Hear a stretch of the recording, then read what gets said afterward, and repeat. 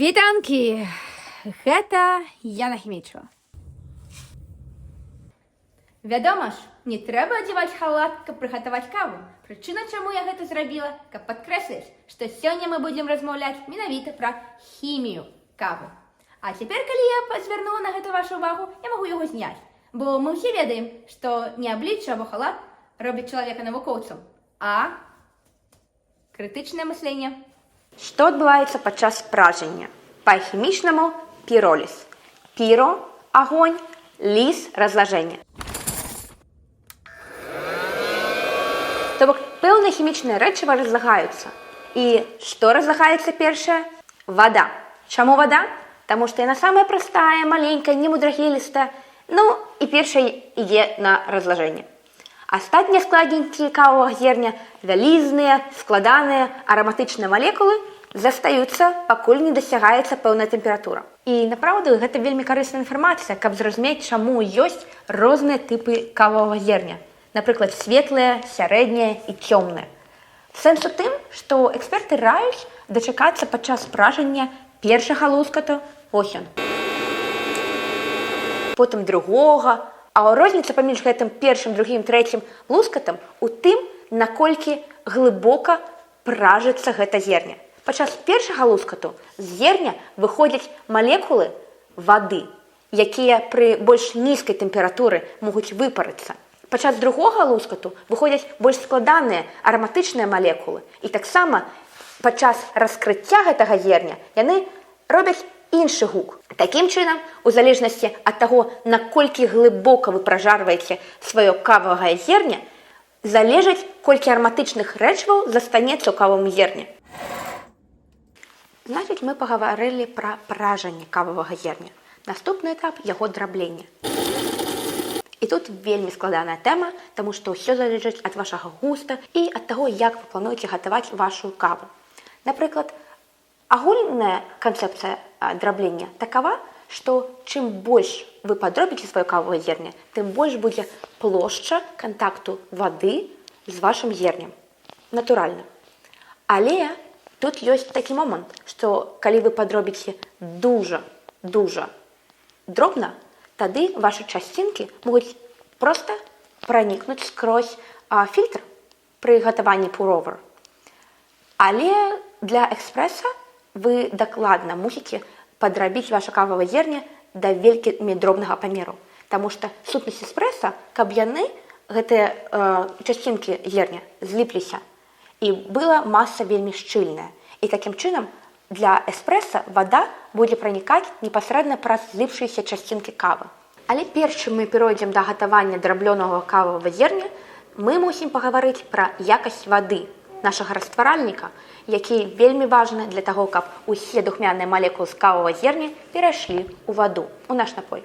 Дык вось, звычайна людзі выкарыстоўваюць вадаправодную ваду.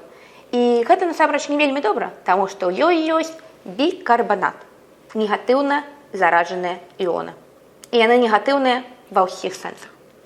Нам патрэбна штосьці пазітыўнае. І гэта пазітыўныя іоны металу. Кальцый, магній. Але дзе іх узяць, калі людзі звычайна выкарыстоўваюць вадаправодную ваду або дыстыляваную ваду, дзе няма аніякіх іонаў, толькі вада.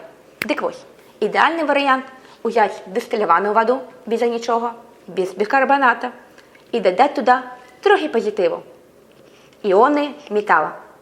Зараз будзе троху складана. Чаму нам патрэбны гэтыя пазітыўныя метала-іоны? Сэнс у тым, што яны натуральным чынам паляпшаюць выхад духмяных малекул з зерня ў ваду. Металы, іоны пазітыўныя. Але малекулы духмяныя ў нашым кававым зерні, яны звычайна негатыўна зараджаныя. Чаму? Таму што яны кіславатыя. Яны маюць у сваім складзе гідраксільныя групы OH. H – гэта пратон, які ў кіслотах звычайна адрываецца, пакінуўшы негатыўна заражаны іон, вялізны духмяны іон. І гэты негатыўна заражаны духмяны вялізны іон без пазітыўна заражанага вадарода мае тэндэнцыю прыцягвацца да пазітыўнага. Мінус, плюс заўсёды прыцягваюцца. Дык вось, гэта негатыўны духмяны іон натуральным чынам прыцягваецца да пазітыўнага металёвага іона ў вадзе, і араматы выходзяць значна хутчэй. Толькі ўявіце сабе, некаторыя здолелі зарабляць грошы на гэтай звычайнай хіміі. Прадаюцца спецыяльныя дабаўкі для паляпшэння смаку кавы. Як вы думаеце, што ў іх? Іоны кальцыя, магнія. Нарэшце мы пераходзім да гатавання кавы. І тут у нас ёсць шмат метадаў, як мы можам яго прыгатаваць. Мы сфокусуемся на так званым pour-over. Гэта аптымальны спосаб, і я яго проста люблю. Што тут у нас адбываецца? Па сутнасці, з хімічнага пункту гледжання, гэта экстракцыя. Экстракцыя – гэта банальны працэс пераходу малекул іонаў з адной фазы ў іншую. У нашым выпадку пераход нашых духмяных малекул з зерня ў ваду. І на гэты працэс уплывае шмат фактараў, і сярод іх тэмпература вады, час кантакту вады з зернем, а таксама памер гэтага кававага зерня. У сваю чаргу, час кантакту зерня з вадой залежыць ад тыпу фільтра, яго таўшчыні, яго шчыльнасці, а таксама ад памеру зерня. Напрыклад, калі вы выкарыстоўваеце папяровы фільтр вельмі шчыльны, то натуральным чынам вада марудна праходзіць праз яго і даўжэй застаецца ў кантакце з зернем. А калі вы выкарыстоўваеце вельмі дробнае зерня, тады вада таксама натуральным чынам не вельмі хутка праходзіць праз гэтую ўсю кававую масу. І час кантакту павялічваецца. Калі час кантакту павялічваецца, больш усяго рознага выходзіць з гэтага кававага зерня.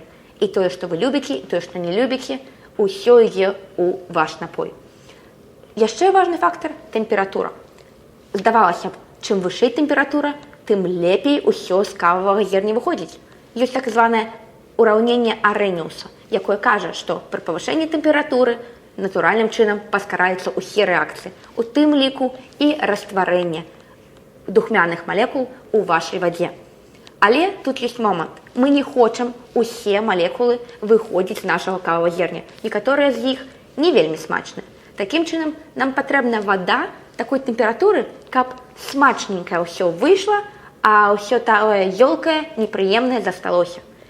Сярод гурманаў лічыцца, што добрая тэмпература кавы 80-85 градусаў Цельсія. Гэта тая тэмпература, калі ўсё добрае выходзіць з кававага зерня, а не вельмі смачнае застаецца там. Гэта далёка не ўсё, што можна расказаць пра хімію кавы, але на гэтым я сканчаю. Прынамсі, вы цяпер ведаеце, што не толькі кава дадае вам пазітыву раніцай, але чаму і вы мусіце дадаць нешта пазітыўнае ў каву, каб зрабіць яе лепей. На гэтым да пабачэння. Стаўце падабайкі, падпісвайцеся, сустрэнемся наступны раз. Бывай!